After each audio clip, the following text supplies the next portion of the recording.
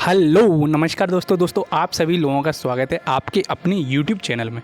दोस्तों आप सभी लोगों के लिए एक नया रिक्रूटमेंट निकल के आ रहा है आईआईटी की तरफ से, Indian institute of technology IIT BHU Banaras Hindu university की तरफ से आपके लिए नया रिक्रूटमेंट निकल के आ रहा है। बीटेक वाले एलिजिबल हैं, डिप्लोमा वाले भी एलिजिबल हैं। अलग अलग वैकेंसीज हैं, इसमें डिटेल में डिस्कस करेंगे किस बेसिस पे आपका सिलेक्शन होने वाला है, कौन सी पोस्ट मिलने वाली है आपको।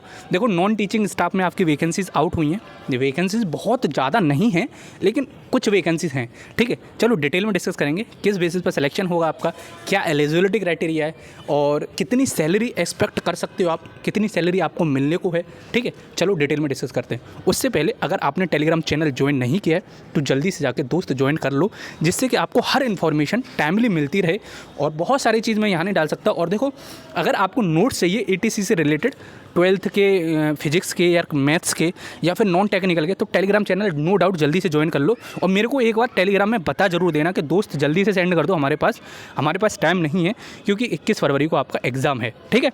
तो चलो मैं आपको बताता हूँ आईआईटी बीएचयू की तरफ से। देखो लास्ट डेट पहले ध्यान से देख लो, 28 फरवरी लास्ट डेट होने वाली है। तो 28 फरवरी से पहले जो भी इंटरेस्टेड कैंडिडेट है, जो भी भरना चाहते हैं तो जल्दी से भर देना, उसके बाद में आपको टाइम नहीं दिया जाएगा।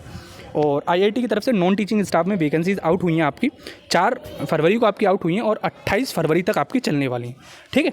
अब देखो अलग अलग वैकेंसीज हैं, रजिस्ट्रार की, असिस्टेंट रजिस्ट्रार की, जूनियर असिस्टेंट की, सुपरिंटेंडेंट इंजीनियर की, एग्जीक्यूटिव इंजीनियर सिविल की, एग्जीक्यूटिव, देखो सारी ब्रांच ऑलमोस्ट एलिजिबल हैं।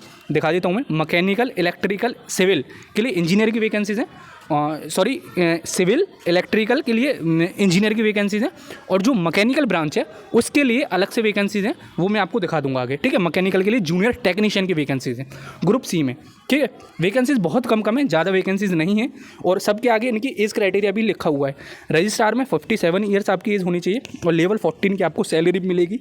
जूनियर असिस्टेंट रजिस्ट्रार को 45 ईयर्स, जूनियर असिस्टेंट को 27 ईयर्स, ठीक है। तो ये आप देख सकते हो। अब देखो बीटेक मैकेनिकल वाली जूनियर टेक्नीशियन में आपकी वैकेंसीज आउट हुई हैं, ठीक है। चलो मैं आपको नीचे जाकर दिखाई देता हूँ। सबसे पहले आप रजिस्ट्रार में देखोगे तो उसमें क्या ही देखना है, आप तो उसमें एलिजिबल हो ही नहीं। सुपरिंटेंडेंट इंजीनियर में देखो, यहाँ आपकी बीटेक होनी चाहिए सिविल इंजीनियरिंग में या फिर इलेक्ट्रिकल इंजीनियरिंग में, ठीक है। और डिज़ायरेबल यहाँ पे मास्टर्स भी मांग रखी है, अगर आपके पास है तो बहुत बढ़िया है, नहीं है तो भी चल जाओगे। एक वैकेंसीज आउट हुई है इसमें। Executive engineer BTech plus 8 years का आपके पास एक्सपीरियंस होना चाहिए, तो ये भी आई थिंक आप आउट ही हो, ठीक है। फिर आपकी असिस्टेंट एग्जीक्यूटिव इंजीनियर की वैकेंसीज हैं। अब इसमें क्या है दोस्त, इसमें आपकी बीटेक होनी चाहिए या फिर 3 साल का डिप्लोमा, ठीक है। बीटेक हो तो भी आप एलिजिबल हो जाओगे। अगर आपके पास में डिप्लोमा है तो उसके साथ में आपके पास में एक्सपीरियंस होना चाहिए कम से कम 8 साल का, ठीक है। यहाँ लिख भी रखा है, अगर बीटेक है तो 3 साल का एक्सपीरियंस होना चाहिए, अगर आपके पास डिप्लोमा है तो 8 साल का एक्सपीरियंस होना चाहिए। अब देखो मैकेनिकल फ्रेशर्स इसमें एलिजिबल है, मैं वो दिखाऊंगा आपको। ये बीटेक जो सिविल और इलेक्ट्रिकल की, उनके लिए एक्सपीरियंस वाली वैकेंसीज हैं बहुत सारी, और बहुत सारी आपके लिए फ्रेशर्स भी हैं। अब देखो यहाँ पे आओगे जूनियर टेक्नीशियन सेक्टर में, यहाँ टेक्निकल सेक्टर में, तो जूनियर टेक्नीशियन यहाँ लिख रखा है bachelor's degree in chemical engineering, bio engineering, biochemical, pharmaceutical engineering, B pharma, 55%। इसमें कोई एक्सपीरियंस आपका रिक्वायर्ड नहीं है। टोटल आपकी वैकेंसीज यहाँ देख भी सकते हो, बहुत सारी मेंशन कर रखी हैं। उसके बाद में जूनियर टेक्नीशियन 2 पोजीशन है, इसमें आपकी मैकेनिकल एलिजिबल है, कोई एक्सपीरियंस रिक्वायर्ड नहीं है। बीटेक मटेरियल साइंस और मैकेनिकल इंजीनियरिंग, मेटलर्जी इंजीनियरिंग 55% आपकी बीटेक में होनी चाहिए, या फिर आपके पास में डिप्लोमा है तो उसके साथ में आपका 2 साल का एक्सपीरियंस रिक्वायर्ड है, ठीक है दोस्त। यहाँ मेंशन कर रखा है अगर डिप्लोमा है इसी रिलेवेंट फील्ड में तो 1 साल का एक्सपीरियंस रिक्वायर्ड है, सॉरी। और अगर आपके पास बीटेक है तो कोई भी एक्सपीरियंस रिक्वायर्ड नहीं है आपके लिए, फ्रेशर कैंडिडेट आप एलिजिबल हो जाओगे, ठीक है। और थोड़ी सी प्रोफिशिएंसी दे रखी है कि आपको कंप्यूटर चलाना आना चाहिए, वो तो आपको आता ही होगा, बीटेक कर रखी है आपने, ठीक है। MS Word, MS file, Excel, PowerPoint, ये बेसिक सी चीज़ें आपको यहाँ पे मेंशन कर रखी हैं, ठीक है। अब जूनियर टेक्नीशियन इससे नीचे आओगे आप, तो इसमें आपकी इलेक्ट्रिकल, इलेक्ट्रॉनिक्स, कंप्यूटर साइंस, इसमें बीटेक फ्रेशर कैंडिडेट एलिजिबल हो जाएंगे। अगर आपने डिप्लोमा कर रखा है तो सेम क्राइटेरिया है, 1 साल का आपके पास एक्सपीरियंस होना चाहिए, ठीक है। बीटेक वालों को कोई एक्सपीरियंस रिक्वायर्ड नहीं है, तो बीटेक वाले हो तो आराम से आप धड़ल्ले से भरना। और एलिजिबिलिटी क्राइटेरिया मैंने बता दिया, अब आपको मैं सिलेक्शन प्रोसीजर भी बता देता हूँ, ठीक है। देखो यार, आप कहोगे मेरे साथ एक साथ 1000 वैकेंसी आएंगे, 2000 वैकेंसी आएंगे जब भी मैं भरूंगा, तो यार ऐसा तो बहुत कम ही हो रहा है आजकल, आपको पता ही है। तो एक दो वैकेंसीज में भी भरने की कोशिश करो, यहाँ पर भी बीटेक वाले जाते हैं।